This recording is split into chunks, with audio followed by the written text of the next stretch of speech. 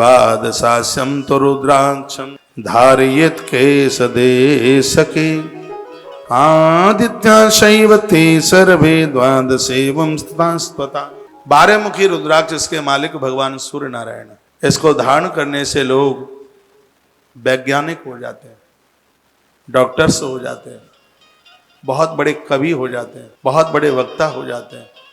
इस धरती के लिए एक बहुत बड़े प्रकाश पुंज बन जाते हैं। इस धरती को वो दिशा देने वाले हो जाते हैं, वह लोगों के समाधान हो जाते हैं। 12 मुखी रुद्राक्ष साक्षात सूर्य भगवान नारायण का, सूर्य नारायण का रूप है।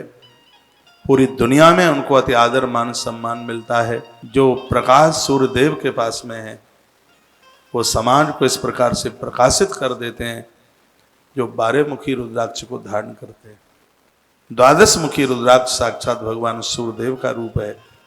इसके मालिक, इसके अधिष्ठाता भगवान सूर्यदेव ही है। जो सूर्यदेव को खूब मानते हैं, अर्घ जल देते हैं। सूर्यदेव की बड़ी महिमा है। हनुमान जी ने भी जिनको गुरु रूप में स्वीकार किया। इस धरती पर 2 ही वंश हैं, सूर्य वंश और चंद्र वंश।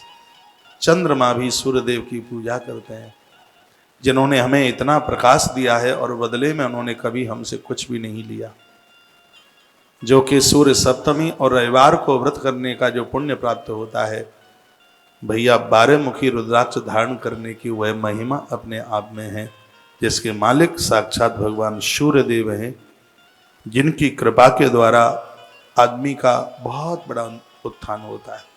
हाँ, ये डॉक्टर बना देगा, वैज्ञानिक बना देगा, बहुत बड़ा कवि बना देगा, बहुत बड़ा शुभ चिंतक, इस दिशा देने वाला, धरती का परिवर्तन करने वाला बना देगा।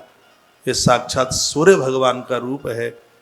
और ये 12 मुखी 12 मुखी रुद्राक्ष इतना बड़ा प्रभाव है। सूर्य भगवान बुद्धि के देवता है और जिनकी बुद्धि ठीक ठाक है उनको बड़ा उत्कर्ष मिलता है। सब खेल बुद्धि का ही तो है। पैसा ताकत से नहीं, पैसा बुद्धि से कमाया जाता है। मेहनत तो रिक्शे वाला खूब कर लेता है। एक पंचकूला है इधर हरियाणा पंजाब में, आपने नाम सुना हो सकता है कि वहाँ के कुछ लोग यहाँ बैठे हों।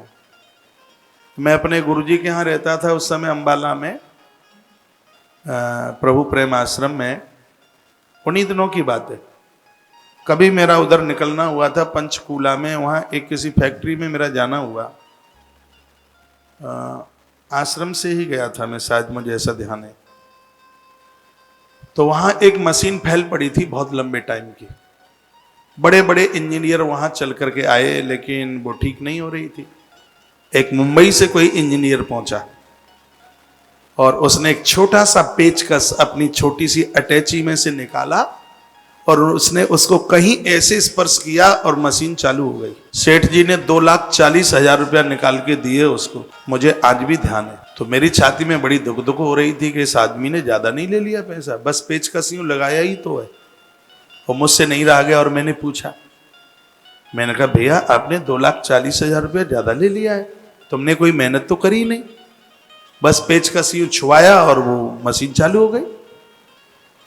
तो कहा 2,40,000 नहीं लिया है, 10,000 पहले टिकट का ले लिया है, हवाई जहाज का 2.5 लाख रुपया लिया है। मैंने कहा तो ज्यादा नहीं ले लिया?